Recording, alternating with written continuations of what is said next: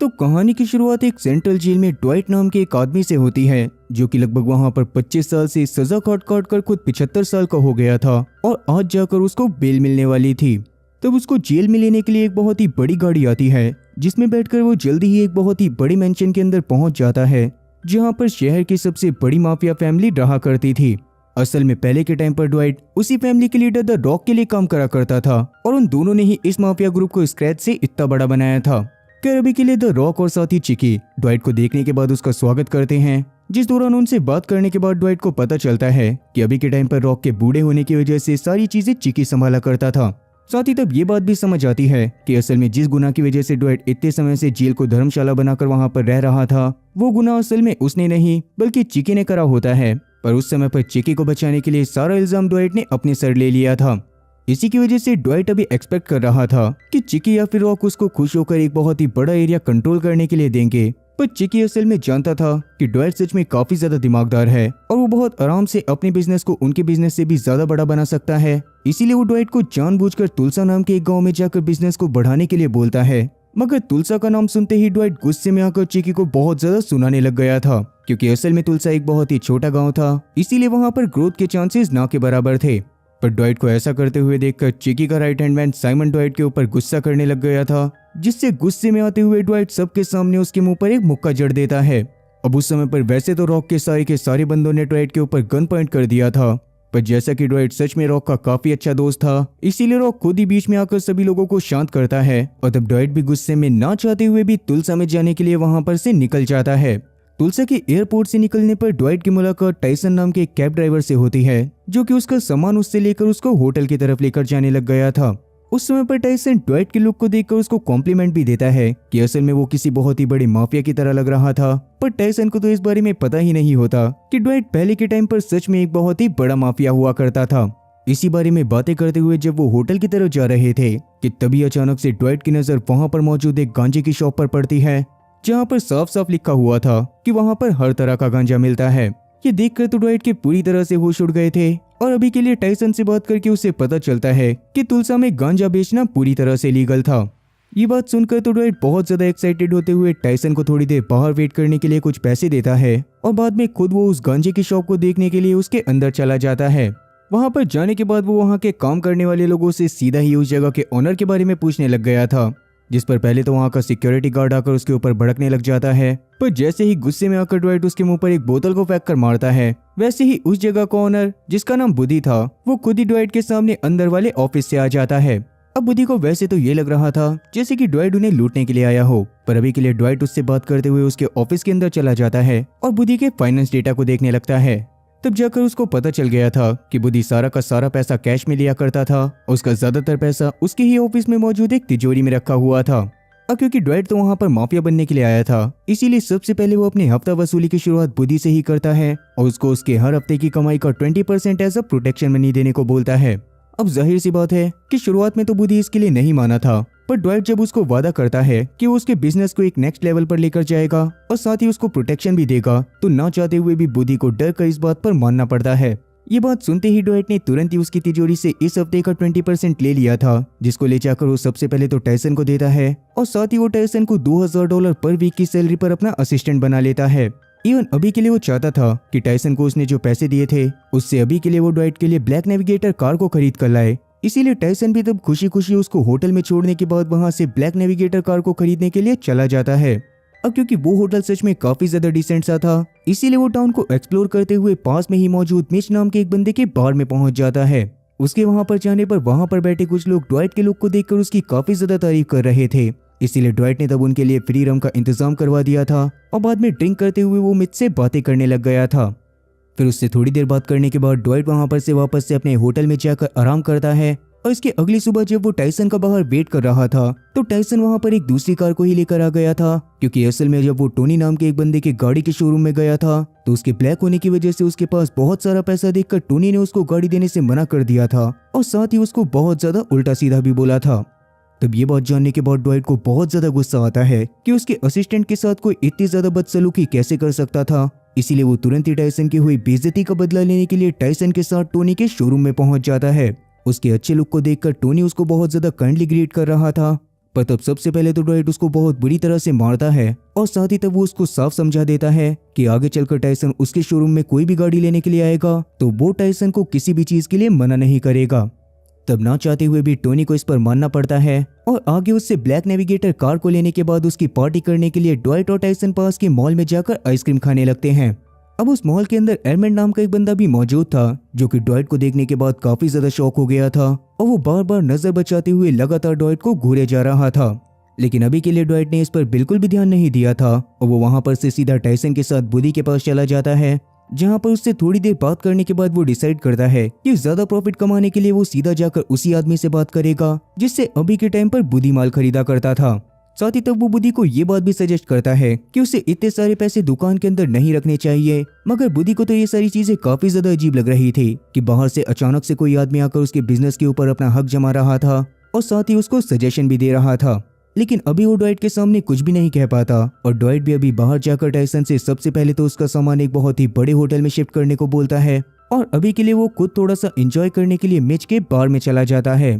तब उसको मिच के बारे में काफी सारी चीजें जानने को मिली, जैसे कि मिच पहले के टाइम पर बुल राइडिंग करा करता था पर बीच में काफी ज्यादा ड्रग के नशे में पड़ने की वजह से उसे बहुत बार जेल हो गई थी और फिर वहां से बाहर आने के बाद उसकी पॉपुलैरिटी कम होने के चलते उसने इस बार को ही रन करना चालू कर दिया। अब उन दोनों की बातों के बीच में अचानक से स्टेसी नाम की एक औरत आ गई थी जो कि ड्वाइट के कूल लुक की वजह से उसको अपने और अपने दोस्तों के साथ पार्टी करने के लिए इनवाइट करती है और तब ड्वाइट भी उनको पार्टी कराने के लिए एक बहुत ही बड़े स्ट्रिप क्लब में लेकर चला जाता है, जहां पर पहुंचकर स्टेसी और उसकी बाकी सारी दोस्त खुश होते हुए एंजॉय करने लग गई और ड्वाइट पास में बैठकर उनको देखने लग गया। पर तभी अचानक से वहां पर एक आदमी आकर उनमें से एक लड़की को छेड़ने लगता है, जो देखकर ड्वाइट गुस्से में जाकर उस बंदे को बहुत बुरी तरह से मारता है और बाद में अपनी कुर्सी पर आकर वापस से बैठ जाता है। अब उसके केयरिंग नेचर की वजह से स्टेसी को वो पसंद आने लग गया था, इसीलिए वो दोनों पास के एक होटल में जाकर एक दूसरे के साथ मेकआउट करते हैं और सच में सुबह उठने पर स्टेसी को बहुत ज्यादा अच्छा लग रहा था। लेकिन जैसे ही उसे ड्वाइट से बात करके उसकी उम्र के बारे में पता चलता है वैसे ही स्टेसी बहुत ज्यादा शर्माते हुए वहां से निकल जाती है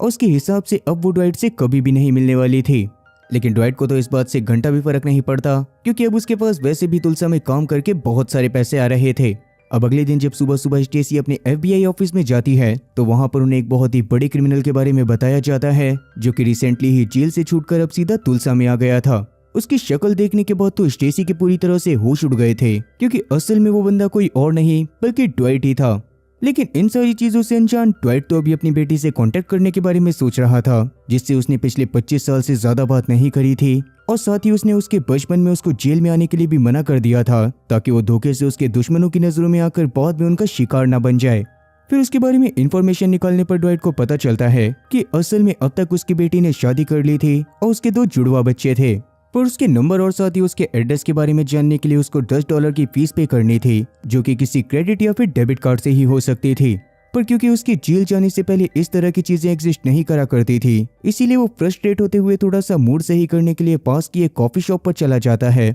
जहां पर उसकी मुलाकात वहां पर काम करने वाली एक औरत स्पेंसर से होती है। अब अपने मुंहफट नेचर के चलते उसने स्पेंसर को बता दिया था कि असल में उसको उस कैफे के कप बिल्कुल भी पसंद नहीं आए थे, इसीलिए उनको चेंज करने को बोलकर तुरंत ही वहां पर से बाहर चला जाता है। वहीं स्टेसी अभी अपनी एक साथी से ड्वाइट के बारे में और ज्यादा चीजें जानने की कोशिश कर रही थी और तब जाकर उसको पता चलता है कि असल में ड्वाइट को 25 साल पहले 2 लोगों की जान लेने की वजह से जेल में भेजा गया था, जहां पर भी उसके ऊपर काफी सारे हमले हुए थे, पर हर बार ड्वाइट ने अपने दुश्मनों को बहुत ज्यादा अच्छे से सबक सिखाया था। अब स्टेसी के बात करने के तरीके से उसकी FBI वाली दोस्त समझ गई थी कि पक्का ही उसने पिछली रात ड्वाइट के साथ मेकआउट करा होगा, इसीलिए स्टेसी भी तब उससे थोड़े से बहाने बनाते हुए कॉल को काट देती है और तुरंत ही वहां पर से अपने थेरेपिस्ट के पास जाने लगती है। वहीं कैफे से बाहर आकर ड्वाइट को एक हैप्पी फैमिली दिखाई देती है, जिसको देखने के बाद वो अपनी फैमिली के बारे में सोचने लग गया था। तभी अचानक से ड्वाइट की नजर रोड के पार मौजूद एक बहुत ही सुंदर घोड़े पर पड़ती है, जिसको देखकर ड्वाइट को बहुत ज्यादा अच्छा लगता है और खुशी के मारे ही वो अपने पास में मौजूद एक बुढ़िया को बहुत सारे पैसे देने की कोशिश करता है।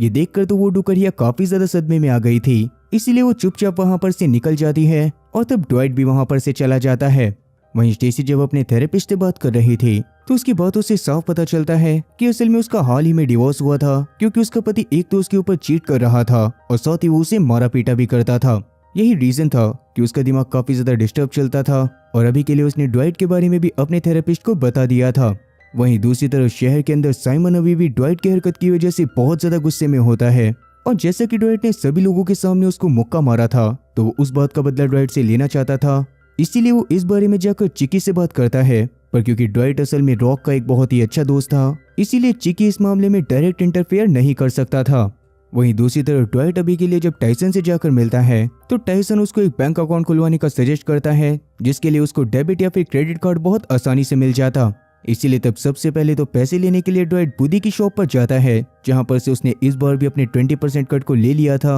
और उसको लेकर वो सीधा बैंक में पहुंच गया था। तो वहां के कस्टमर सर्विस से बात करके उसको पता चलता है कि उसको अकाउंट खुलवाने के लिए एक ड्राइविंग लाइसेंस की नीड पड़ेगी। अब ड्वाइट के पास एक ड्राइविंग लाइसेंस मौजूद तो था, पर वो 20 साल पहले एक्सपायर हो चुका था और अब उसको बैंक में अकाउंट खुलवाने के लिए एक नए ड्राइविंग लाइसेंस की नीड थी। इसी बारे में बातें करते हुए तब ड्वाइट और साथी टाइसन वहां पर से निकल जाते हैं और ड्वाइट अगले दिन जाकर ड्राइविंग टेस्ट देने का डिसाइड करता है। वहीं अभी भी गांव में ही मौजूद एरमेंड नाम का वो बंदा जिसने ड्वाइट को मॉल में देखा था, वो अभी भी ड्वाइट के गांव में आ जाने की वजह से काफी ज्यादा परेशान था और किसी वजह से वो ड्वाइट के ऊपर पूरी तरह से नजर भी बनाए हुए था। वहीं अगले दिन जब ड्वाइट का एक लर्निंग टेस्ट होता है, तो उस दौरान उसको कोई भी आंसर नहीं आ रहा था। इसीलिए वो उसके बगल वाले डेस्क पर बैठे एक बच्चे को धमकाकर उसके सारे आंसर्स को कॉपी करता है और बाद में अपनी लर्निंग लाइसेंस की स्लिप को कटवाने के लिए फोटो खिंचवाने लगता है। उस समय पर वो फोटो को इस तरह से खिंचवा रहा था जैसे कि उसकी क्रिमिनल आइडेंटिटी बनाई जा रही हो, लेकिन इस बात का रियलाइज होने पर वो तुरंत ही वहां से निकलकर रिसेप्शन पर बैठी औरत के पास चला जाता है, जहां पर से उसको उसकी लर्निंग मिल गई थी। पर उसके रियल वाले ड्राइविंग लाइसेंस का ड्राइविंग टेस्ट आज से 2 हफ्ते बाद होने वाला था। पर जैसा कि माफिया को वेट करना पसंद नहीं होता और साथ ही अभी के लिए तो ड्वाइट के पास काफी सारे पैसे भी थे, इसीलिए वो उस रिसेप्शनिस्ट को थोड़े से पैसे देकर उससे 2 दिन बाद की डेट को फिक्स करवा लेता है और अभी के लिए उसका जो काम 2 हफ्ते बाद होने वाला था वो सिर्फ 2 दिन के अंदर हो जाता। खैर अपनी लर्निंग लाइसेंस की मदद से उसने बहुत आराम से अपने क्रेडिट कार्ड को बनवा लिया था, जिसको लेने के बाद वो बाहर आकर सबसे पहले तो चिकी को यहाँ पर चल रहे बिजनेस के बारे में बताता है, क्योंकि यहाँ पर बिजनेस करने के बावजूद भी उसे कुछ % हिस्सा चिकी को भी देना पड़ रहा था। और तब उसे चिकी से बात करके ये बात भी पता चल गई थी कि साइमन उसकी हरकत की वजह से अभी भी बहुत ज्यादा गुस्से में है, पर शायद $1 लाख लेने के बाद उसका गुस्सा शांत हो जाएगा। तब ड्वाइट भी उसको $1 लाख देने के लिए मान गया था और इसके बाद वो वहां पर से सीधा अपने होटल में चला जाता है। पर तभी अचानक से वहां पर स्टेसी आ गई थी, जिससे बात करने के बाद ड्वाइट को ये बात पता चल जाती है कि स्टेसी असल में एक FBI ऑफिसर है। पर ड्वाइट के हिसाब से वो उस जगह पर कोई इलीगल काम करने के लिए नहीं आया था, इसीलिए स्टेसी या फिर उसके डिपार्टमेंट को ड्वाइट की तरफ से कोई भी परेशानी नहीं होने वाली थी। मगर उसके बावजूद भी स्टेसी उसको वार्न करते हुए जाती है कि अगर वहां पर उसने कोई क्राइम करने की कोशिश करी भी तब भी स्टेसी किसी भी हालत में उसकी कोई भी मदद नहीं कर पाएगी। अब वैसे अभी के टाइम पर ड्वाइट के साथ काम करके टाइसन तो काफी ज्यादा खुश था, मगर उसके पिता इस बात से बिल्कुल भी खुश नहीं होते और उनके हिसाब से टाइसन को पहले अपनी पढ़ाई पूरी करनी चाहिए थी। मगर अभी टाइसन इस बात पर नहीं मानता और अपने घर के बाहर ही ड्वाइट की गाड़ी को धोने लग जाता है। और अब जैसे कि पहले के टाइम पर ड्वाइट ने बुदी के साथ मिलकर डिसाइड करा था कि वो उसके बिजनेस को बढ़ाने के लिए सीधा जिमी के पास जाकर अच्छे से डील करेगा, इसीलिए अगले दिन वो जिमी के खेतों के पास पहुंच भी जाता है, जहां पर जिमी के गांजे की खेती सच में काफी ज्यादा बड़ी थी और उसके पास बहुत सारा माल था।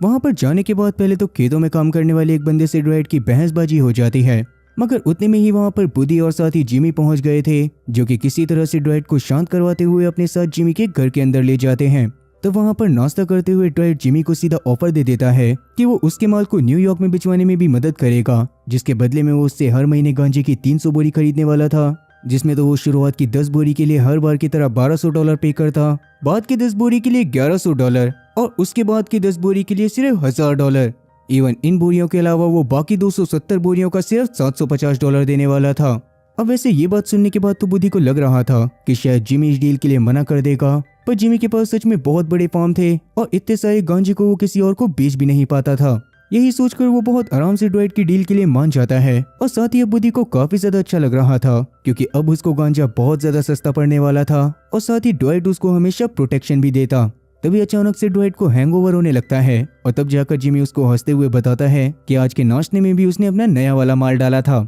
ये बात सुनने के बाद ड्वाइट को काफी ज्यादा हंसी आने लग गई थी और अपने घर पर जाते हुए भी वो बहुत ज्यादा हंसे जा रहा था, क्योंकि जिमी का माल सच में काफी ज्यादा अच्छी क्वालिटी का था और ड्वाइट को जिमी का नेचर भी काफी ज्यादा पसंद आया था। वहीं अब तक एरमैन को ये बात पता चल गई थी कि ड्वाइट कौन से होटल में रहता है और ये बात जानने के बाद वो बहुत ज्यादा गुस्से में आ गया था, लेकिन ड्वाइट को इस बारे में कोई भी अंदाजा नहीं होता और वो अपने क्रेडिट कार्ड की मदद से सबसे पहले तो अपनी बेटी के नंबर को निकालता है और तुरंत ही उसको डायल भी कर देता है। उस समय पर उसकी बेटी के फोन को उसके दामाद एमोरी ने उठाया था जिसने ड्वाइट के नाम के बारे में सुनने के बाद तुरंत ही ड्वाइट की बेटी टीना को फोन पकड़ा दिया था। लेकिन ड्वाइट का नाम सुनते ही टीना को बहुत ज्यादा गुस्सा आ जाता है और वो ड्वाइट से आगे से फोन ना करने को बोलकर गुस्से में तुरंत ही फोन को काट देती है। टीना के इस बिहेवियर की वजह से ड्वाइट को सच में काफी ज्यादा बुरा लगा था, इसीलिए वो परेशान होते हुए बाहर वॉक करने के लिए चला जाता है, जहाँ पर आसमान की तरफ देखते हुए वो इन सभी चीजों के लिए खुद को ब्लेम कर रहा था। खैर अब इसके अगले दिन स्टेसी और उसकी पूरी की पूरी टीम एक घर के बाहर गई हुई थी, जिसके अंदर एक बहुत ही खतरनाक क्रिमिनल बैठा हुआ था।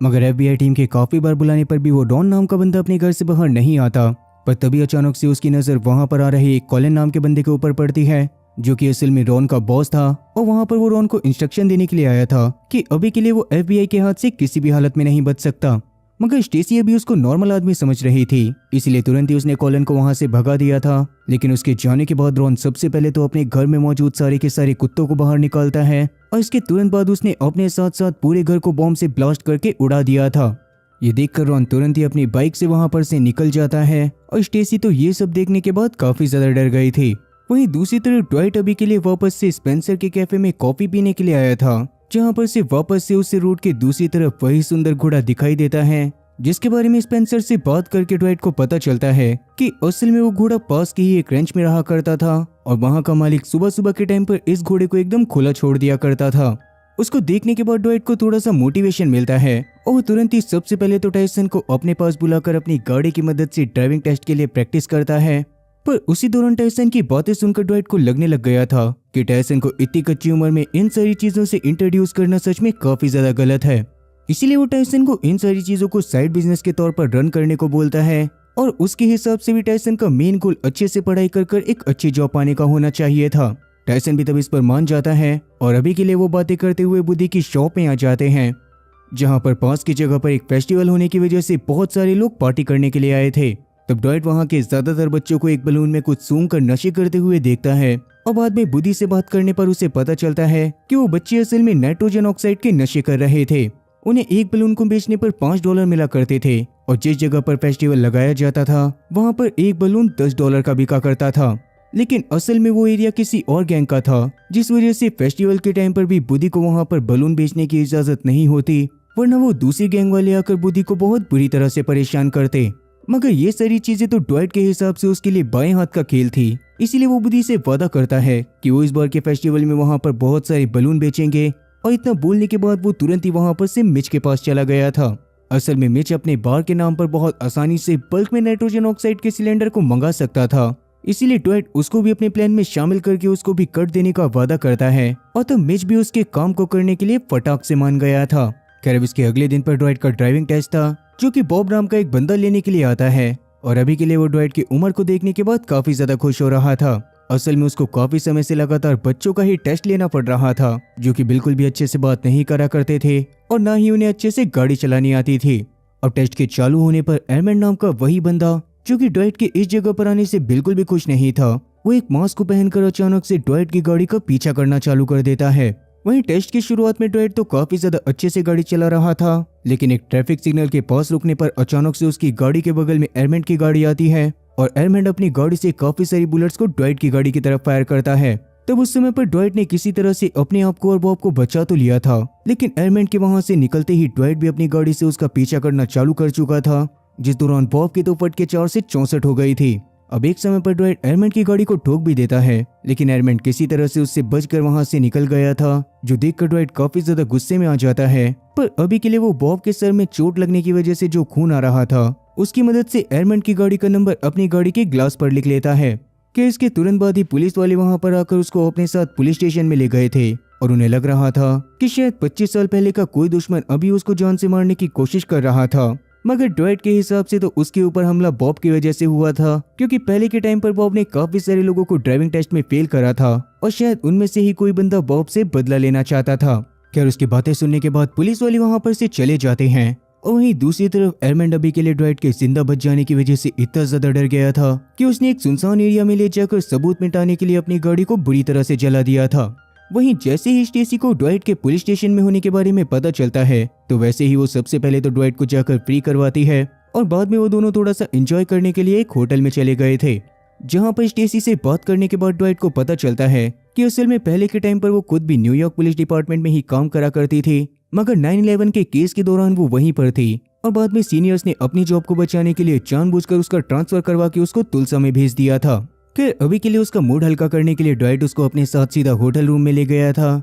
जहां पर जाने के बाद वो उसके साथ पूरी रात कसरत करता है और सुबह वापस से स्टेसी हंसते हुए डिसाइड करती है कि वो वापस से इस तरह की कसरत फिर से कभी भी नहीं करेंगे। अब स्टेसी के वहां से जाने के बाद ड्वाइट को लग रहा था कि उसके ऊपर हमला शायद से साइमन ने कराया होगा, इसीलिए वो सीधा चिकी को कॉल करके उसको बहुत ज्यादा उल्टा सीधा बोलने लगता है। मगर चिकी के हिसाब से साइमन ऐसा नहीं कर सकता था, इसीलिए अभी के टाइम पर तो ड्वाइट ने उसकी बात को मान लिया था, पर साथ ही वो उसको धमकी भी देता है कि बाय चांस उसके ऊपर हमला करवाने में चिकी या फिर साइमन में से किसी का भी हाथ हुआ तो वो चिकी को किसी भी हालत में नहीं छोड़ेगा। वहीं अपने ऑफिस में अचानक से स्टेसी को पता चलता है कि असल में उस दिन हुए धमाके के पहले कॉलिन नाम का जो बंदा उस जगह पर आया था, असल में वो ब्लैक एडम बाइकर गैंग का लीडर है और रॉन खुद भी उसी के लिए काम करा करता था। रॉन के ऊपर पहले से ही काफी सारे क्रिमिनल चार्जेस लगे हुए थे, पर अभी तक भी उसकी पहुंच की वजह से कोई उसको गिरफ्तार नहीं कर पाया था। लेकिन इस बार स्टेसी उसके लिए किसी भी हालत में ऐसे सबूत ढूंढने वाली थी ताकि कॉलिन कभी जेल से बाहर ही ना आ पाए। अब वैसे अभी के टाइम पर ड्वाइट को किसी भी हालत में उस गाड़ी वाले के बारे में जानना था,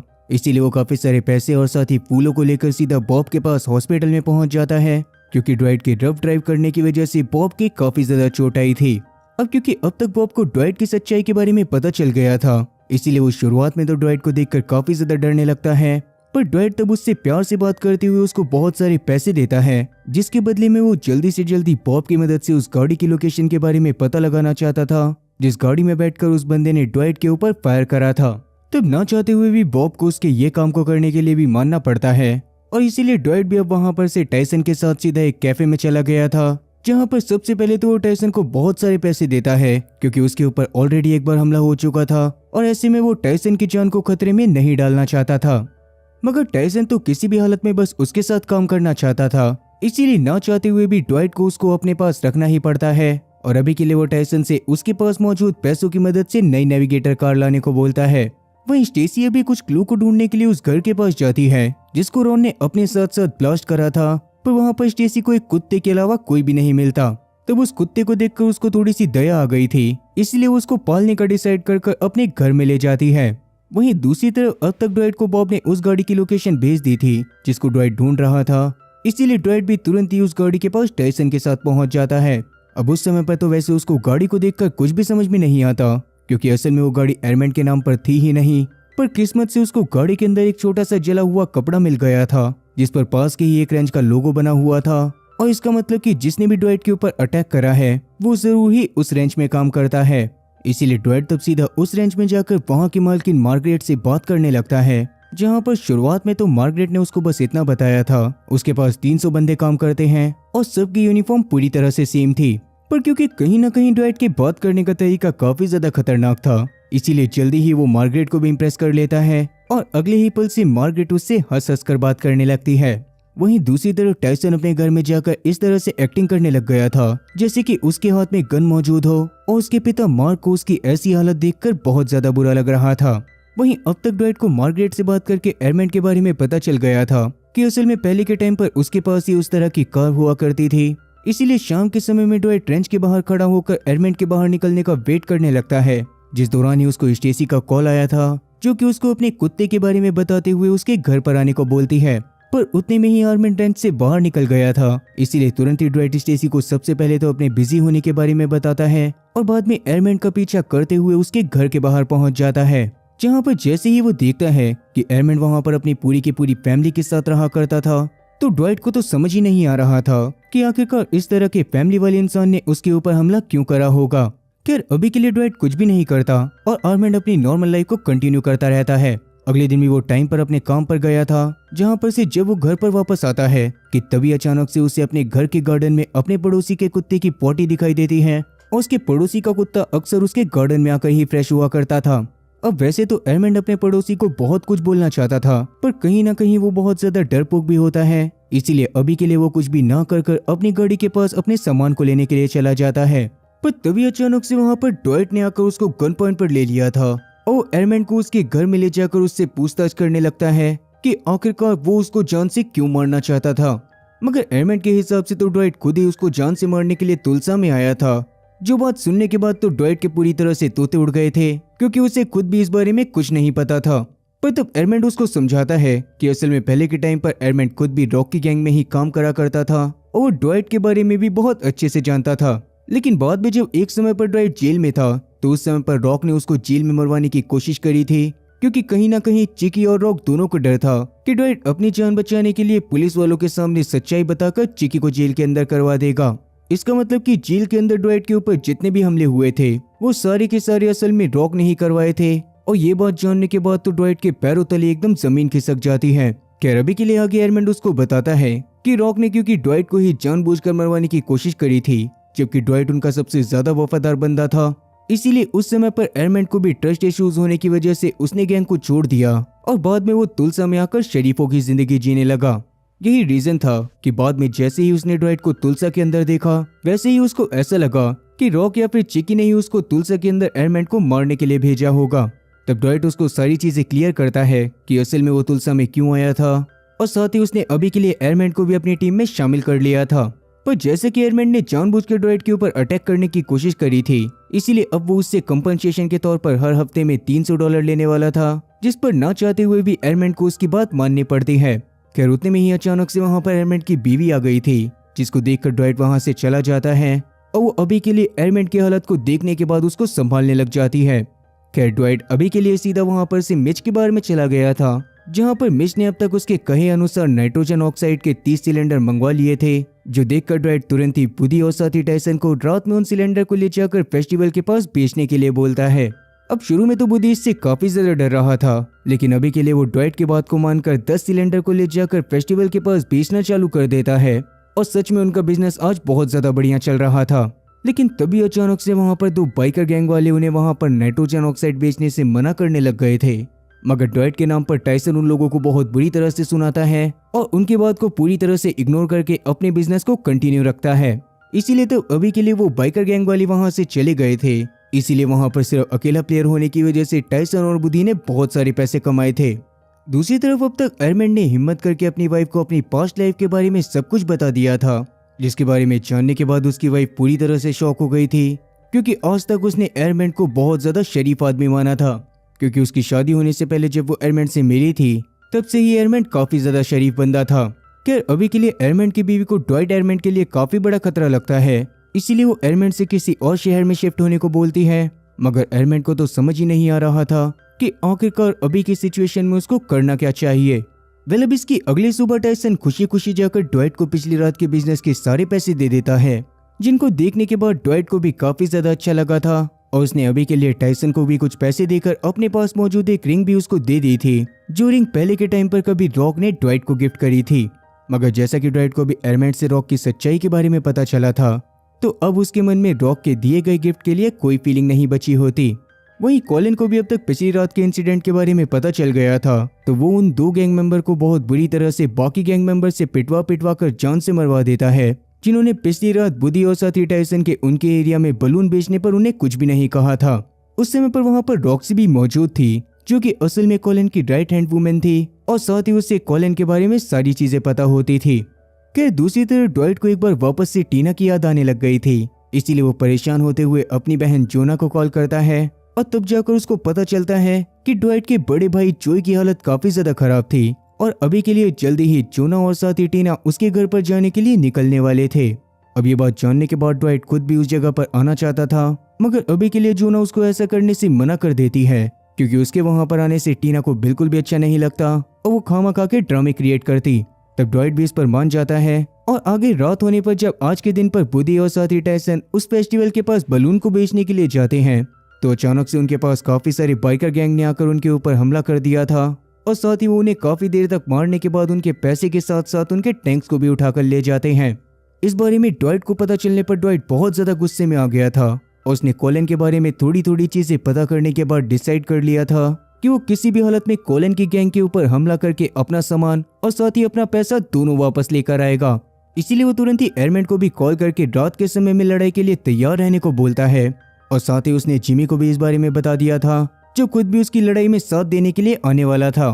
खैर अभी के लिए टाइसन थोड़ी देर आराम करने के लिए अपने घर में चला जाता है, जहां उसकी माँ उसकी हालत को देखने के बाद तुरंत ही उसके दवाई लगाने लग गई थी। पर उसके पिता मार्क को उसकी बहुत ज्यादा टेंशन हो रही थी और साथ ही वो उसको इस तरह के कामों से दूर रहने को बोल रहे थे। पर टायसन अभी उनकी बातों पर ज्यादा अच्छे से रिस्पॉन्स नहीं करता, जो देखने के बाद मार्क गुस्से में उसको याद दिलाने लगते हैं कि बचपन से लेकर अब तक उन्होंने उसकी पढ़ाई के पीछे कितने पैसे लगाए थे। लेकिन ये सारी की सारी बातें आज अचानक से टायसन के ईगो पर लग गई थी, इसीलिए वो तुरंत ही खड़ा होकर अपनी जेब से पैसे निकालते हुए मार्क के पास फेंकने लगता है, जो देखकर गुस्से में मार्क ने इस बार उसको सीधा घर से बाहर ही निकाल दिया था। लेकिन टायसन को तो इससे कोई भी फर्क नहीं पड़ता और वो वहां पर से सीधा मिच के बार में चला गया था, जहां पर से थोड़ी ही देर में ट्वाइट और साथ ही बाकी सब कॉलिन की गैंग के ऊपर हमला करने जाने वाले थे। अब वैसे उस समय पर मिच भी उनका साथ देना चाहता था, मगर ड्वाइट अभी उसको ऐसा करने से मना कर देता है, क्योंकि मिच एक बार पहले भी जेल जा चुका था और अभी के लिए उसकी चीजें अच्छी चल रही थी, इसीलिए ड्वाइट उसको एक बार वापस से जेल में नहीं भेजना चाहता था।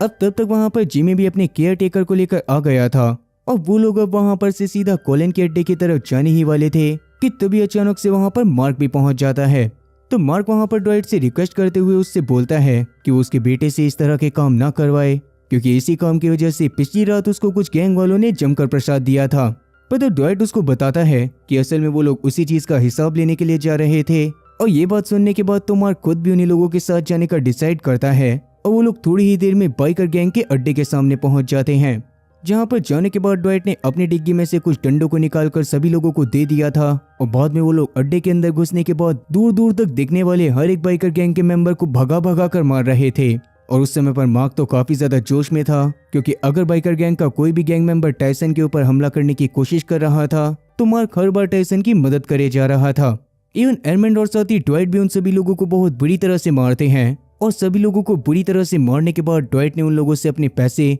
अपने सिलेंडर और यहाँ तक कि अपनी खोई हुई इज्जत वापस ले ली थी। इसके बाद वो सभी लोग वापस से मैच के बार में आ गए थे, जहाँ पर ड्वाइट मार्क को उनका साथ देने के लिए कुछ पैसे देने की कोशिश करता है, पर मार्क उससे कोई भी पैसे नहीं लेता और कहीं ना कहीं वो इस बात को समझ गया था कि टायसन ड्वाइट के साथ हमेशा सेफ रहेगा, इसीलिए अभी बस वो टायसन से टाइम पर घर पर आने को बोलकर खुद वहां से निकल जाता है। तो ड्वाइट वहां पर एडमंड को भी कुछ पैसे देता है और साथ ही उसको याद भी दिलाता है कि हर हफ्ते उसको ड्वाइट को $300 अभी तो देने ही पड़ेंगे। वहीं दूसरी तरफ स्टेसी अभी वापस से एक बार में आई हुई थी, जहां पर जाने पर उसकी मुलाकात एक आदमी से होती है जो कि उसको हर आदमी की तरह फर्स्ट मीट में ही बहुत ज्यादा अच्छा लगता है और वो उसको भी अपने घर पर ले जाकर उसके साथ कसरत करना चालू कर देती है। वहीं दूसरी तरफ ड्वाइट जब अपने घर पर था तभी अचानक से उसको जोना वीडियो कॉल करके आखिरी बार उसके भाई जॉय को दिखाती है, क्योंकि जल्दी ही जॉय मरने वाला था। और ये बात सुनने के बाद तो ड्वाइट बहुत ज्यादा इमोशनल हो जाता है, क्योंकि असल में बचपन से वो अपने भाई के साथ सबसे ज्यादा रहा करता था और बचपन में वो काफी सारी शैतानियां भी करते थे,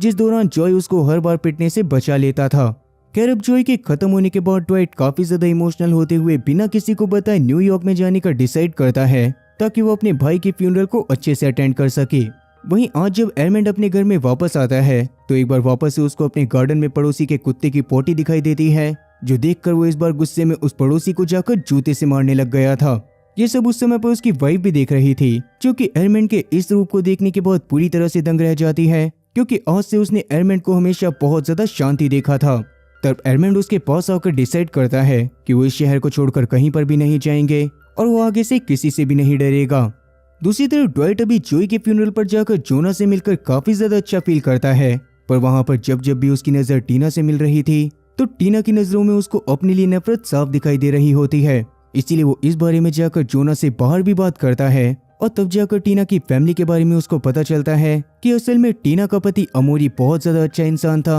और उसका खुद का फाइनेंस का बिजनेस था। इवन टीना की भी एक बहुत ही बड़ी फ्लावर शॉप होती है और उस फ्लावर शॉप के साथ साथ वो अपने दोनों बच्चों को भी संभाला करती थी। ये सब बताने के बाद जोना बाकी का काम करने के लिए अंदर चली गई थी और तब ड्वाइट भी उसके पीछे पीछे अंदर चला जाता है। वहीं दूसरी तरफ अचानक से जैसे ही कॉलिन को अपने आदमियों के पिटने के बारे में पता चलता है तो तुरंत ही अपने एक आदमी को उनके जान पहचान वाले पुलिस ऑफिसर के पास भेजता है, जिनको हर हफ्ते वो बहुत सारा हफ्ता दिया करते थे। और क्योंकि अब पुलिस वालों के ऊपर भी कॉलिन का प्रेशर आ गया था, इसीलिए वो बिना किसी वारंट के जाकर सीधा टायसन को ड्वाइट की गाड़ी के साथ पकड़ लेते हैं, जो देखकर टायसन सबसे पहले तो पुलिस स्टेशन पहुंचकर ड्वाइट को कॉल करने की कोशिश करने लग गया था, मगर फ्यूनरल में बिजी होने की वजह से ड्वाइट उसके कॉल को रिसीव नहीं कर पाता। फिर इसके थोड़ी देर बाद अचानक से चिकी ड्वाइट को कॉल करता है और जैसे ही अभी उसको ड्वाइट से बात करके उसके न्यूयॉर्क सिटी में होने के बारे में पता चला था तो तुरंत ही ड्वाइट के ऊपर गुस्सा करते हुए सीधा उसको एक हॉस्पिटल में आने को कहता है, जहां पर अभी के टाइम पर खुद रॉक भी एडमिट था।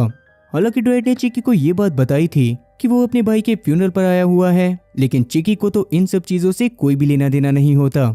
अब वैसे आपको क्या लगता है कि टायसन को पुलिस वाले कोलिन के हवाले कर देंगे या फिर उसको जेल में ही मार दिया जाएगा? और अभी के लिए आपके हिसाब से क्या ड्वाइट अपने भाई के फ्यूनरल को छोड़कर चिकी के पास जाएगा? क्योंकि वीडियो बड़ी होने की वजह से इन सारे सवालों के जवाब आपको इसके सेकंड पार्ट में जानने को मिलेंगे, जो कि मैं वैसे तो जल्दी से जल्दी लेकर आऊंगा। पर क्या आपको ड्वाइट का कैरेक्टर इंटरेस्टिंग लगा और क्या मुझको इसके सेकंड पार्ट को लेकर आना चाहिए? कमेंट सेक्शन में इस बारे में जरूर बताना। इस बार भी अगर इसके सेकंड पार्ट को देखने के लिए सिर्फ 100 लोगों के भी कमेंट आते हैं, तभी मैं इसके भी सेकंड पार्ट को सिर्फ उन 100 लोगों के लिए भी लेकर आऊंगा। इसीलिए कमेंट सेक्शन में इस बारे में जरूर बताना कि इसका सेकंड पार्ट मुझे लेकर आना चाहिए या फिर नहीं। बाकी मेरी एक्सप्लेनेशन आपको कैसी लगती है और साथ ही आप लोग आगे कौन सी सीरीज देखना चाहते हो, कमेंट सेक्शन में इस बारे में भी जरूर बताना। मुझे उम्मीद है कि आप लोगों को मेरी एक्सप्लेनेशन पसंद आई होगी, और अगर एक्सप्लेनेशन पसंद आई हो तो चैनल को सब्सक्राइब करना और बेल नोटिफिकेशन को ऑल पर सिलेक्ट करना, और साथ ही वीडियो को भी लाइक करना। मैं ऐसी ही और मजेदार एक्सप्लेनेशन वीडियोस लेकर आता रहूंगा।